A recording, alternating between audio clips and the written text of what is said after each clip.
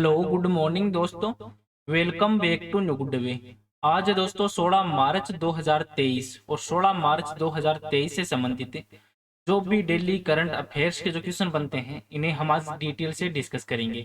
तो आज के दिन 16 मार्च को कौन सा दिवस मनाया जा रहा है? तो आज के दिन राष्ट्रीय टीकाकरण दिवस के रूप में मनाया जा रहा है, जिसे राष्ट्रीय टीकाकरण दिवस के रूप में भी जाना जाता है। और ये पहली बार 16 मार्च 1995 को मनाया जाता है। और ओरल पोलियो वैक्सीन की जो पहली खुराक है वो दी गई थी। और ये पृथ्वी ग्रह से जो पोलियो के लिए एक जागरूकता बढ़ाने का प्रयास है वो इसमें किया जाता है। और 16 मार्च को इसी को मद्देनजर रखते हुए राष्ट्रीय टीकाकरण दिवस के रूप में मनाया जाता है। और आज की वीडियो की आपको पीडीएफ चाहिए तो आप हमारे जो टेलीग्राम ग्रुप है वहां से वीडियो की पीडीएफ है वो प्राप्त कर सकते हैं। और लास्ट में आपको क्वेश्चन भी दिया जाएगा जिसका आंसर है वो आपको कमेंट बॉक्स में लिखना है। तो चलिए दोस्तों स्टार्ट करते हैं क्वेश्चन नंबर 1 से। और आज का वीडियो आपको अच्छा लगे तो चैनल को सब्सक्राइब और इसका बेल आइकन है वो जरूर प्रेस करें, ताकि डेली के जो वीडियो अपलोड कर रहा हूं मैं उनका नोटिफिकेशन है वो आपको मिलता रहे। क्वेश्चन नंबर 1 है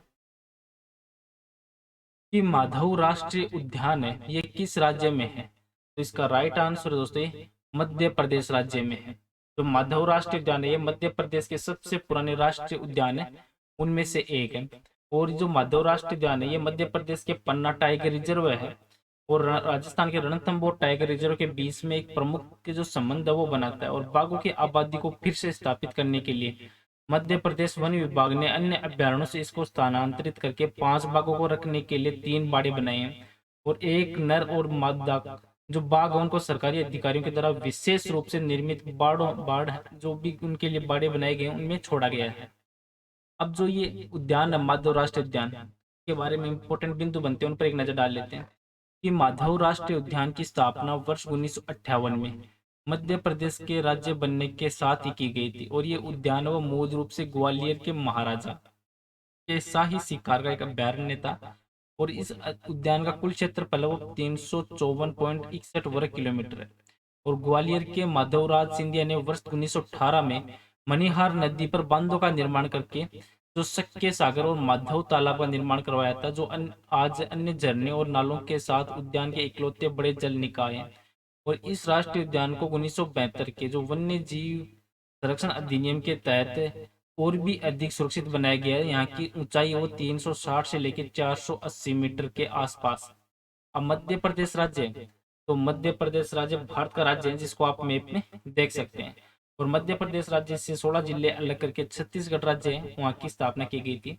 और मध्य प्रदेश की जो सीमा है वो 5 राज्यों से मिलती है, जैसे उत्तर प्रदेश, छत्तीसगढ़, महाराष्ट्र, गुजरात और राजस्थान।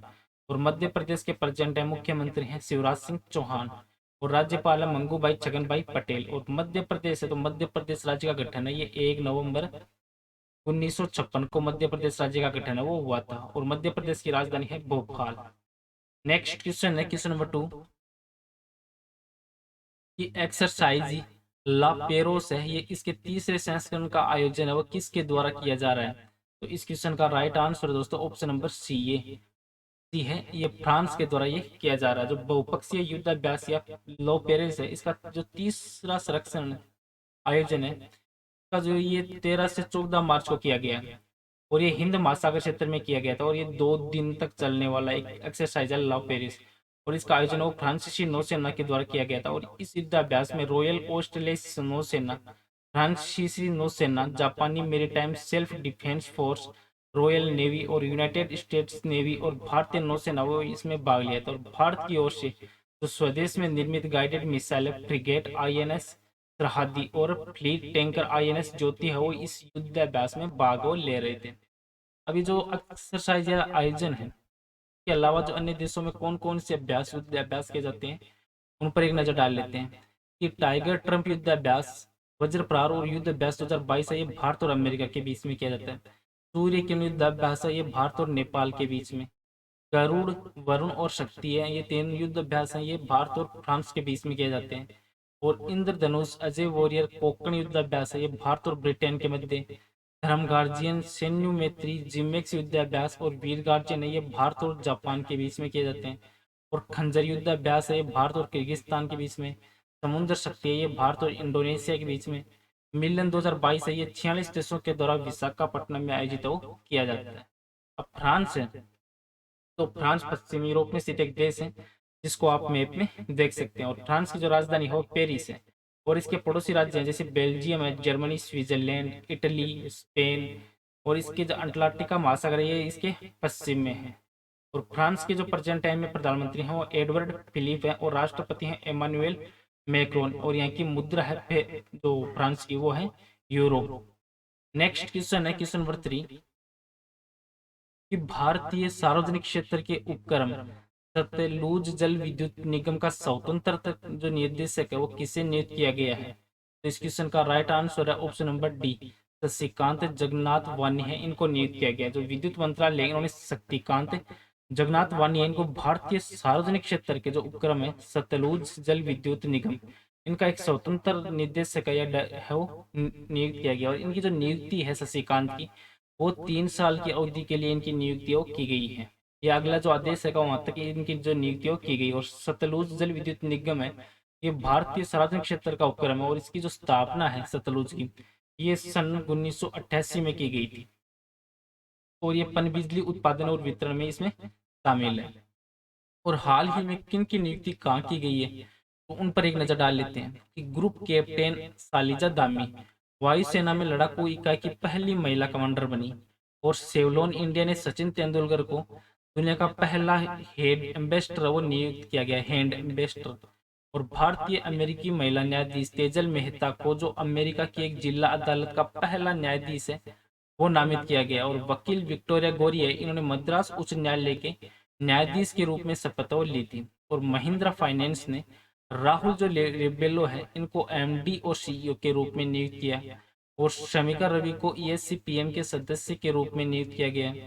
आरबीआई ने जेपी मॉर्गन चेस के नए सीईओ के रूप में प्रभदेव सिंह की नियुक्ति को मंजूरी प्रदान की है। और मॉर्गन स्टैनली है इन्होंने भारत के लिए अरुण कोहली को नया कंट्री हेड वो नामित किया है। और सिद्धार्थ शर्मा है वो टाटा ट्रस्ट के सीईओ बनाए गए हैं। और नरेश लालवानी है तो इन्होंने मध्य रेलवे के महाप्रबंधक के रूप में अपना जो पदभार है वो ग्रहण किया। और आईआईएम अहमदाबाद ने प्रोफेसर भरत भास्कर को नए निदेशक के रूप में नामित किया है। और माधवेंद्र सिंह गुर्जर है ये गुजरात मेरीटाइम क्लस्टर के पहले सीईओ हैं वो नियुक्त किए गए हैं। नेक्स्ट क्वेश्चन है क्वेश्चन नंबर 4 कि पीएम मोदी ने किस राज्य में विश्व के सबसे लंबे रेलवे प्लेटफॉर्म का उद्घाटन वो किया है?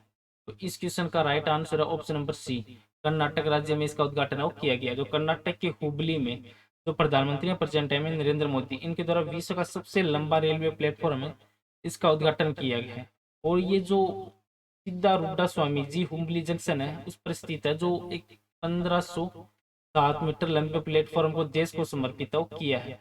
और ये सिद्धारूढ़ स्वामी जी है ये हुबली जंक्शन इंडियन रेलवे है उसके दक्षिण पश्चिमी रेलवे का जोन में आता है। और ये रेलवे प्लेटफॉर्म है वो दुनिया का सबसे लंबा रेलवे प्लेटफॉर्म है वो बना है। और इसका जो रिकॉर्ड है वो गिनीज बुक ऑफ वर्ल्ड में भी दर्ज हुआ। और इस प्लेटफॉर्म को बनाने में जो 20 करोड़ रुपए की लागत है वो आई है। और इसका जो विकास है वो हुबली यार्ड के पुनर्निर्माण के हिस्से के रूप में किया गया है।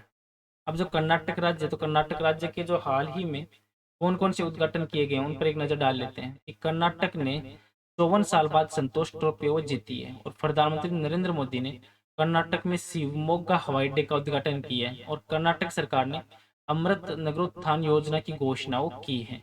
और कर्नाटक के मुख्यमंत्री ने 108 नमक क्लिनिक है इसका शुभारंभ किया है। और एशिया का सबसे बड़ा हेलीकॉप्टर वो कारखाना कर्नाटक में खोला गया। और प्रधानमंत्री ने नारायणपुर लेफ्ट बैंक नहर विस्तार और नवीनीकरण और आधुनिकीकरण परियोजना है इसका भी उद्घाटन किया। और सीएम बोम्मई ने बजट में राम मंदिर बनाने की घोषणा वो भी की है। अब कर्नाटक राज्य तो कर्नाटक राज्य भारत का दक्षिण भारत में स्थित एक राज्य है जिसको आप मैप में देख सकते हैं। और कर्नाटक की जो सीमाएं हैं वो गोवा, महाराष्ट्र, आंध्र प्रदेश, तमिलनाडु और केरल से लगती है। और कर्नाटक के मुख्यमंत्री हैं बसवराज बोम्मई और राज्यपाल है थावरचंद्र गहलोत। और कर्नाटक में टोटल जिले हैं 31। और कर्नाटक को जो राज्य का दर्जा मिला था ये 1 नवंबर 1956 को मिला था। और प्रेजेंट टाइम में है कि राजधानी है वो है बेंगलुरु। नेक्स्ट क्वेश्चन है क्वेश्चन नंबर 5 कि अंतरराष्ट्रीय गणित दिवस या पाई दिवस है ये विश्व स्तर पर कब मनाया जाता है? इस क्वेश्चन का राइट आंसर है ऑप्शन नंबर बी, ये 14 मार्च को मनाया जाता है। 14 मार्च को दुनिया भर में पाई डे के रूप में मनाया जाता है। और पाई है वो एक प्रतीक है जिसका उपयोग है गणित में नियतांक को प्रदर्शित करने के लिए किया जाता है। और ये वृत्त की परिधि का उसके व्यास का अनुपात होता है जिसका मान लगभग 3.14 होता है। अब मार्च महीने में 14 मार्च से पहले जो इंपॉर्टेंट दिवस मनाए जाते हैं उन पर एक नजर डाल लेते हैं कि 1 मार्च को शून्य भेदभाव दिवस के रूप में मनाया जाता है, और 1 मार्च को विश्व नागरिक सुरक्षा दिवस, 3 मार्च को विश्व वन्य जीव दिवस, 4 मार्च को राष्ट्रीय सुरक्षा दिवस, और 4 मार्च को कर्मचारी सराहना दिवस, और 4 मार्च को रामकृष्ण जयंती, 8 मार्च को अंतर्राष्ट्रीय महिला दिवस, और 9 मार्च को धूम्रपान निषेध दिवस के रूप में मनाया जाता है, और 10 मार्च को CISF की स्थापना दिवस के रूप में मनाया जाता है, और 12 मार्च को मॉरिशस दिवस, और 14 मार्च को पाई दिवस के रूप में मनाया जाता है। नेक्स्ट क्वेश्चन है क्वेश्चन नंबर 6 कि संघाई सहयोग संगठन है SCO, ये पर्यटन मंत्रियों की बैठक है वो भारत के किस शहर में आयोजित हो की जाएगी? तो इस क्वेश्चन का राइट आंसर है ऑप्शन नंबर ए, ये वाराणसी है, वहां पर आयोजित की जाएगी। जो SCO है ये पर्यटन मंत्रियों की एक बैठक की मेजबानी भारत वो कर रहा है, और इसके तहत जो SCO पर्यटन मंत्रियों की बैठक है वो वाराणसी है, वहां पर आयोजित वो की जा रही है, और वाराणसी को SCO की पहली सांस्कृतिक राजधानी के रूप में नामित किया है, और वर्तमान में जो SCO है उनकी अध्यक्षता है कर रहा है वो भारत वो कर रहा है। और इससे पहले 14 मार्च और 15 मार्च है, इनको दूसरी पर्यटन विशेषज्ञ कार्य समूह की बैठक है वो भी आयोजित की गई है, और SCO की स्थापना वो सन 2001 में की गई थी, और इसका हेडक्वार्टर है SCO का संघाई सहयोग संगठन का हेडक्वार्टर है बीजिंग, चीन में इसका हेडक्वार्टर है। नेक्स्ट क्वेश्चन है क्वेश्चन नंबर 7 कि फरवरी महीने के लिए men's player of the month का अवार्ड वो किसने जीता है?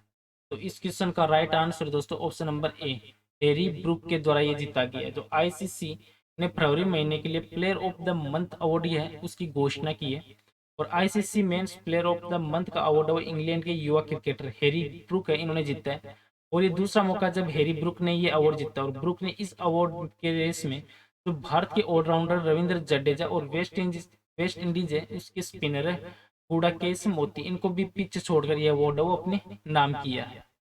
अब जो ये अवार्ड है इससे संबंधित हाल ही में कौन से अवार्ड किसको दिए गए हैं उन पर एक नजर डाल लेते हैं कि भेल है, इन्होंने सौर ऊर्जा में सर्वश्रेष्ठ योगदान के लिए CBIP अवार्ड 2022 जीता, और मीराबाई चानू ने 2022 के लिए BBC Indian sports woman of the year का पुरस्कार वो जीता है।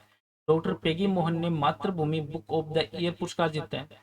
लेखक विनोद कुमार शुक्ला ने 2023 PEN Nabokov lifetime achievement award है वो जीता है, और MRF के मेमन को ATM में लाइफ टाइम अचीवमेंट अवार्ड है वो मिला है, और NTPC ने लगातार 6ठे वर्ष में ATD बेस्ट अवार्ड 2023 जीता है।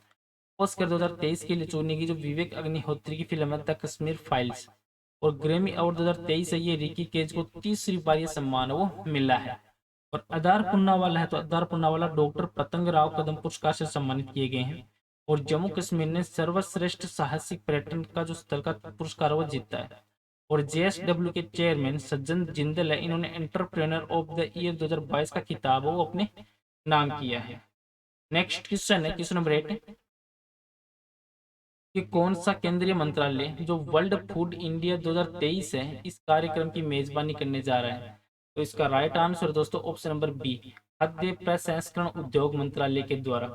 तो खाद्य प्रसंस्करण उद्योग है वो मंत्रालय ये नवंबर 2023 है, इस नवंबर 2023 में दिल्ली में वर्ल्ड फूड इंडिया 2023 है इसका दूसरे संस्करण की मेजबानी करेगा, और जो वर्ल्ड फूड इंडिया ये 2023 भारत को वैश्विक खाद्य प्रसंस्करण केंद्र के रूप में बढ़ावा देने और पाक विविधता है उनको उजागर करने और निवेश आकर्षित करने और व्यवसायिक अवसरों की खोज करने के ध्यान पर केंद्रित वो करेगा।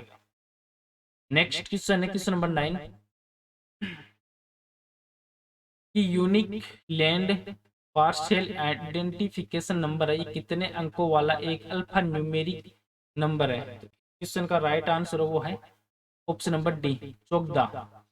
जो unique land partial identification number है ये लैंड पार्सल के अक्षांश और देशांतर के आधार पर उत्पन्न 14 अंकों का एक अल्फा न्यूमेरिक नंबर है, और इसका उद्देश्य है कि भूमि या संपत्ति के किसी भी टुकड़े पर जो सच्चाई का आधिकारिक स्रोत है वो प्रदान करता है, और भूमि संसाधन विभाग या भू आधार के जो लिए चर्चा करने के लिए जो दिल्ली है वहां पर एक राष्ट्रीय सम्मेलन भी आयोजित हो किया जाएगा।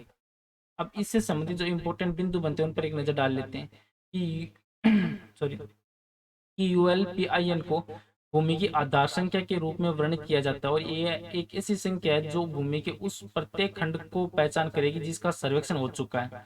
और विशेष रूप से ग्रामीण भारत में जहां सामान्यतः भूमि अभिलेख काफी पुराने और विवादित होते हैं, इससे भूमि संबंधी धोखाधड़ी पर रोक लगेगी।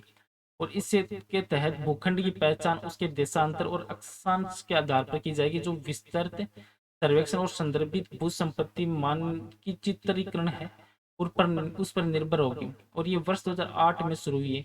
डिजिटल इंडिया भू अभिलेख आधुनिकीकरण है इस कार्यक्रम का अगला चरण है। और ULPIN है, ये इसके माध्यम से उचित भूमि है वो सांख्यिकी और भूमि जो लेखांकन के कार्यों को संपन्न किया जा सकता है, जो भूमि विकास बैंकों को विकसित करने में सहायक होगा और एकीकृत भूमि सूचना प्रबंधन प्रणाली की ओर ले जाने में मदद करेगा। नेक्स्ट क्वेश्चन है क्वेश्चन नंबर 10 कि भारत है तो इन्होंने अनुसंधान के क्षेत्र में सहयोग के लिए किस देश के साथ सहयोग ज्ञापन पर हस्ताक्षर वो किए हैं। क्वेश्चन का राइट आंसर है ऑप्शन नंबर ए, ये स्वीडन के साथ में किए हैं। जो भारत के विज्ञान और इंजीनियर अनुसंधान बोर्ड है और स्वीडन के जो the Swedish foundation for international cooperation in research and higher education है, उन्होंने एक सहयोग ज्ञापन पर हस्ताक्षर किया। और इसका उद्देश्य है कि अनुसंधान संस्थानों के बीच में जो अनुसंधान नेटवर्किंग है उसको बढ़ावा देना है। और आज का नेक्स्ट और लास्ट क्वेश्चन है जिसका आंसर है वो आपको कमेंट बॉक्स में लिखना है कि एक्सरसाइज ला पेरोस है कि तीसरे संस्करण का आयोजन वो किसके द्वारा किया जा रहा है। तो इस क्वेश्चन का आंसर है वो आपको कमेंट बॉक्स में लिखना है। और पीछे के वीडियो में भी आपको क्वेश्चन दिया था कि भारतीय जीवन बीमा निगम है, इसका अंतरिम अध्यक्ष है वो किसे नियुक्त किया गया है। तो इस क्वेश्चन का राइट आंसर दोस्तों option number D, Siddharth Mohanty इनको नियुक्त किया गया है। जो दिग्गज बीमा कंपनी LIC, इन्होंने सिद्धार्थ मोहंती को अपना कंपनी का अंतरिम अध्यक्ष वो नियुक्त किया गया है। और इन्होंने अपना जो पदभार है ये 14 मार्च 2023 को इन्होंने अपना पदभार वो ग्रहण किया है। चलो दोस्तों, आज का वीडियो है वो यहीं पे समाप्त करता हूँ। वीडियो आपको अच्छा लगे तो चैनल को सब्सक्राइब और शेयर जरूर करें। Thank you all of you.